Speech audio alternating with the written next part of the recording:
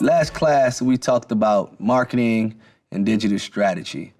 That was formulating the plan, putting it all together creatively, the idea in and around an artist's brand and or music.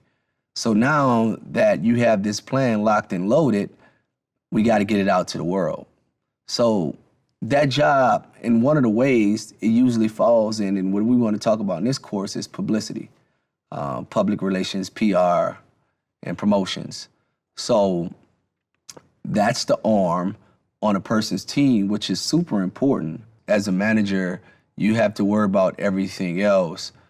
I believe this role you definitely need this person on your team as soon as you're able to afford one and get one. So let's talk about why PR is important. I feel like that's one of the most important people that an artist could have on their team. And the reason why is, you need somebody that's working every day, waking up to help get that message out of anything that you're building and branding. And as we talked about in marketing, in the marketing class, just PR strategy has evolved. PR looked totally different when I came into business than what's important and how to get that messaging out for your clients right now.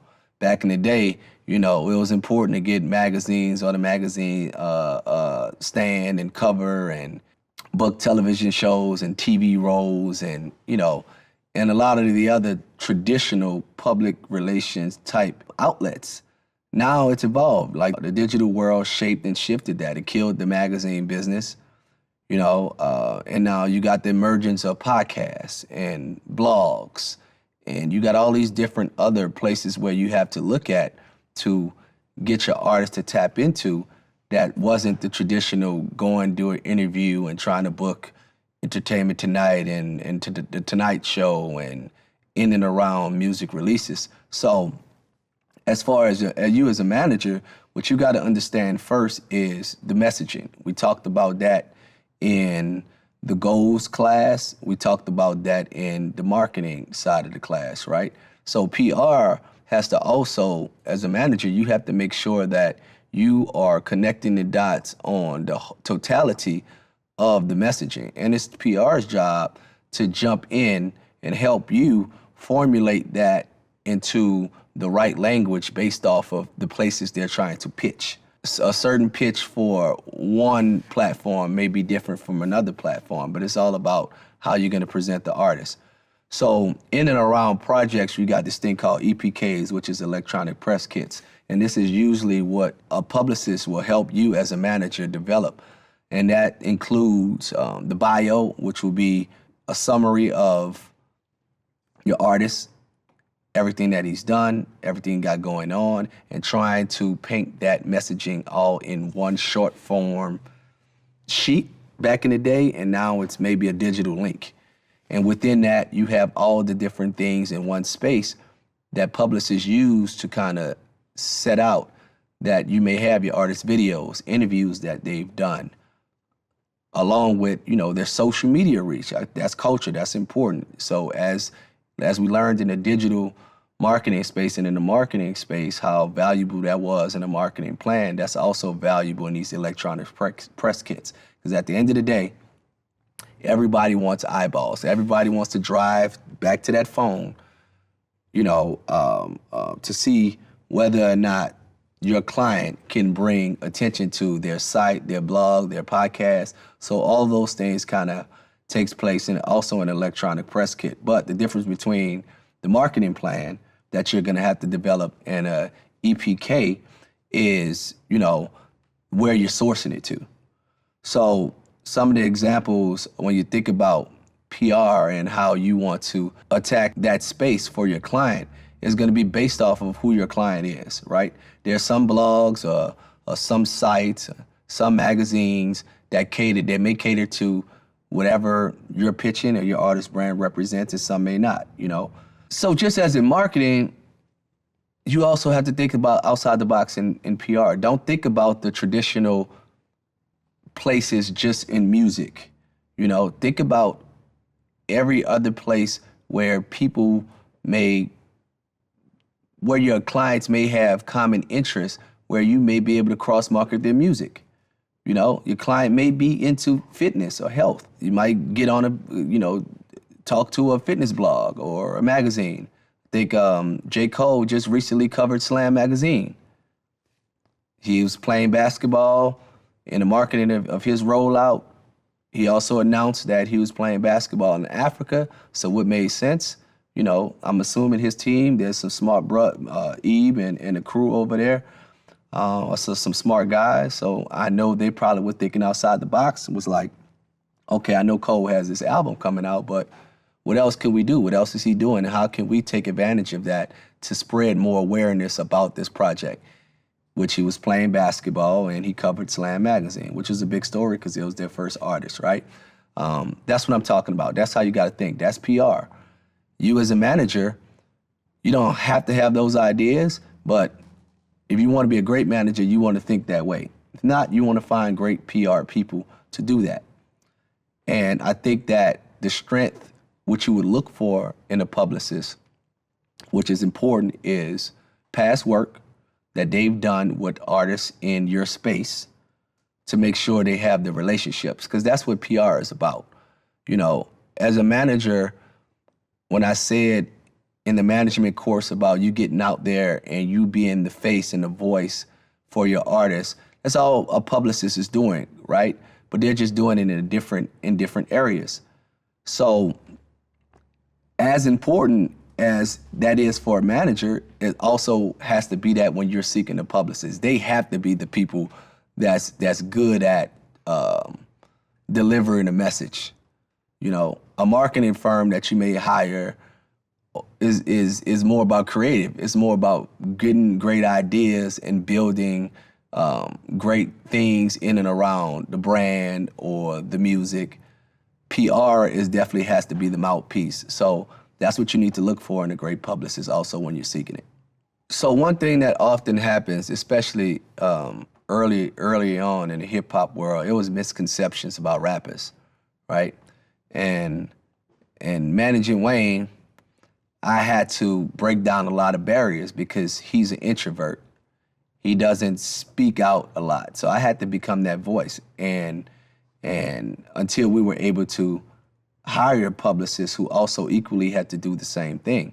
So when you're dealing with an artist who may deal with misconceptions, he got tattoos all his damn face, a grill, and he rapping about, y'all know what he rap about. If you haven't, just Google it. But, you know, and you're going into a corporate company or this corporate company, you know you're about to have this meeting and these people may Google some things and figure and build their own assumptions. So it's your job as a manager from yourself and also to direct your publicist to make sure that the messaging is correct and right, and you have to double down on it to also anticipate any of those things. You know, that's facts. So sometimes a publicist got to lead with killing those notions early on. That's their job. That's the job of a manager too. You know, so it goes in tandem. But that's what you look for in them if you bring a publicist on your team. Some of the tactics that you can use even to support publicity, you know, is good deeds, good gestures, community service. You know, tap into that part of your artist to make sure to balance it out. You know, I had to do that a lot, with Wayne, because of the misconceptions, right? So I had to show the softer side of him. I had to amplify how great of a father he was.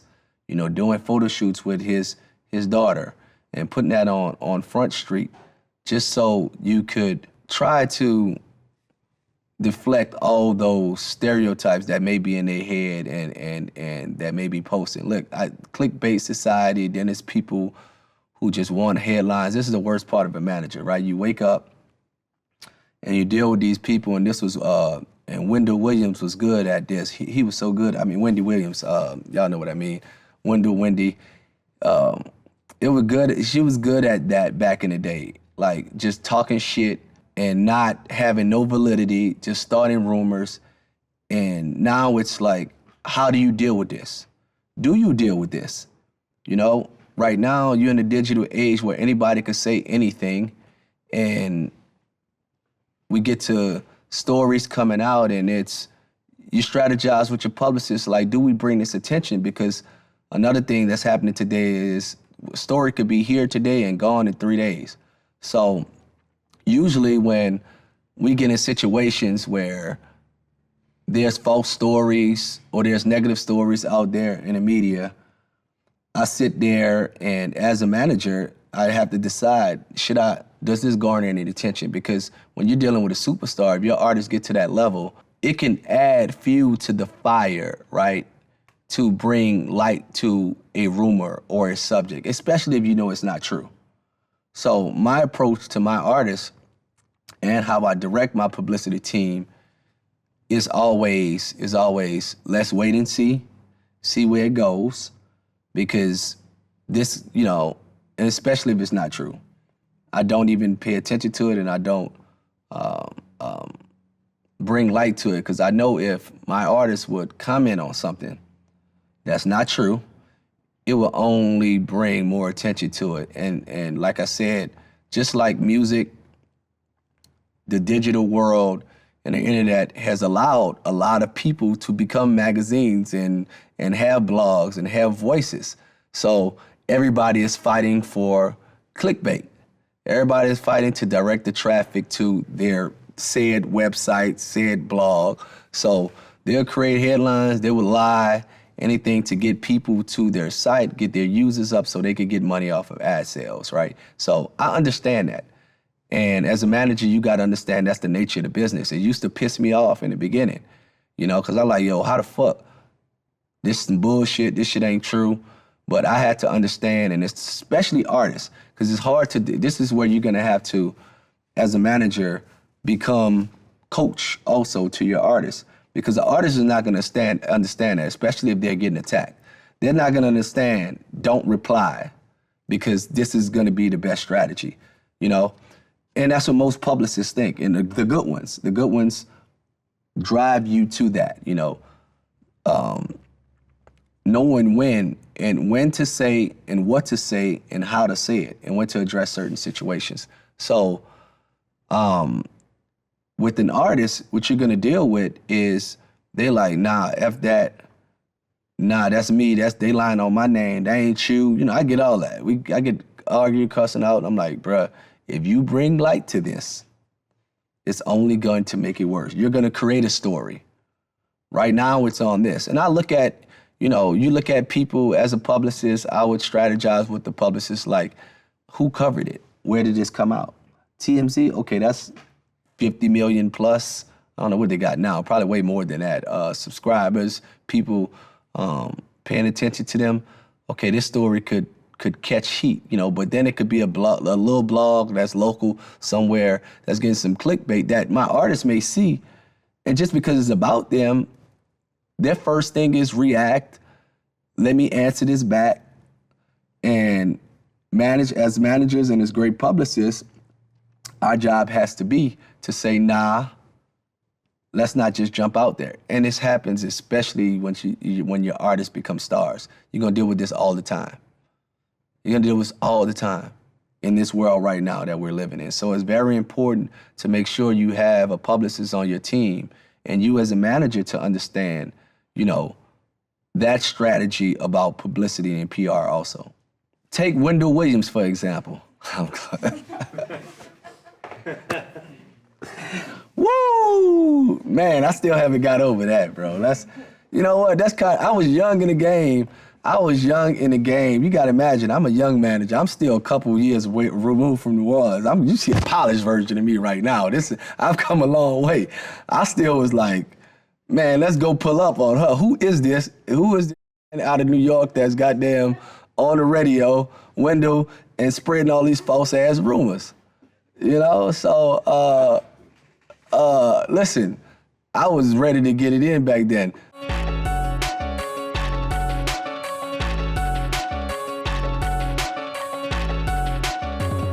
Listen, so as a manager, your job is to make sure you know your client.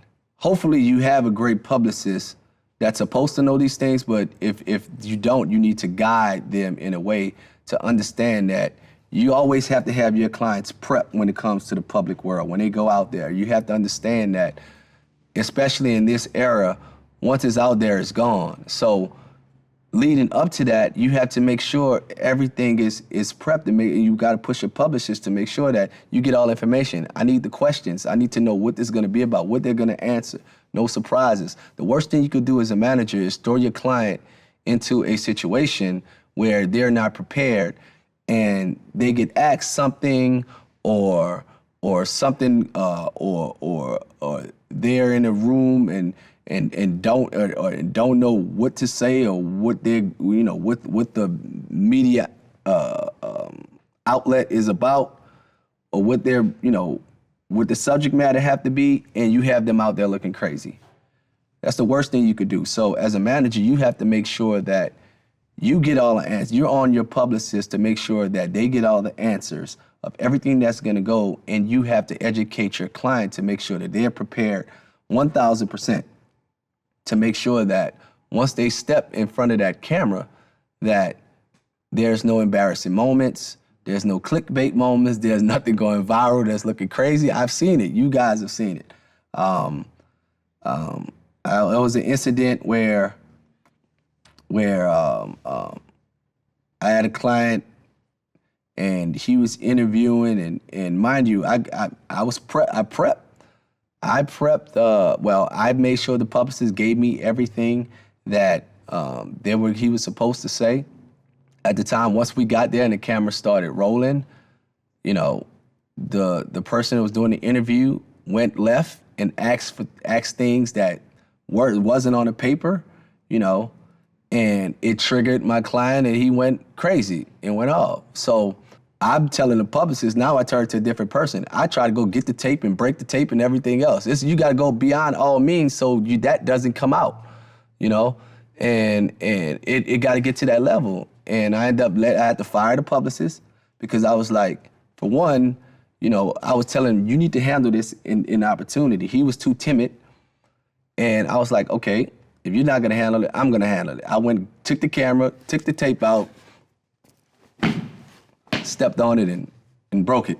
Like, this is not coming out, And I was pissed because, first of all, the artist looking at me because he was like, what's this about? You didn't prepare me for this. And at the end of the day, as a manager, you get all the responsibility. I don't care how many people that you have on your support team. You're the big dog. You're the gatekeeper. So you have to fall on the sword. So I had to play my part. I couldn't say, well, it's a no excuse world for me when it comes to what I do. So, and I hold myself accountable with my artists. Any great manager should, and be willing to understand that you have to fall on the sword because you're the boss at the end of the day. So I couldn't go to him and say, well, PR didn't give me this, and try to point fingers. It was just, my bad, I'm going to fix it. I'm about to go break, that's not coming out. I'm breaking that damn tape, and I'm firing this guy because that's how I'm fixing the problem. Early on in the artist's career, you're trying to pitch places, and I think we talked about the realities of what you can land at a certain time in an artist's careers.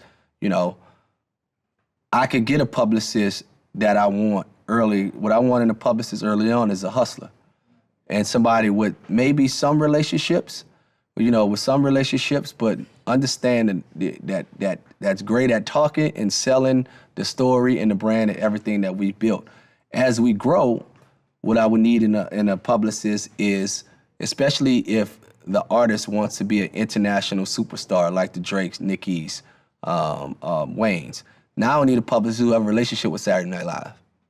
Now I need a publicist who have a relationship, with the Today Show, Good Morning America, because these are outlets that are gonna cross over and help the artist cross over and grow to a different space. In the beginning, it's very important to hit all the cultural blogs, the shade rooms of the world, ball alerts, and everything that connects to the culture. You know what I'm saying?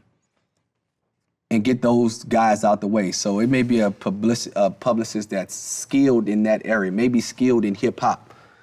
But when you're talking about building brands and international brands, I want somebody that's that's dealt with, that has relationships at ESPN and TNT and Saturday Night Live and International and BBC over in London, and understand the macro element of it all.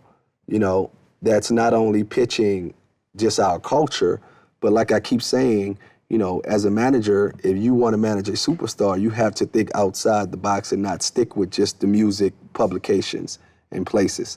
So that level of publicist usually grows, you know, and when you're trying to identify it, you need to look at past history and a different type of artist. You have to know your artist, because it's a very intimate relationship with the publicist that an artist may have or a manager has to have, because they are literally your voice and your messaging. So you have to make sure that they understand your artist, they fit with your artist, to know that they are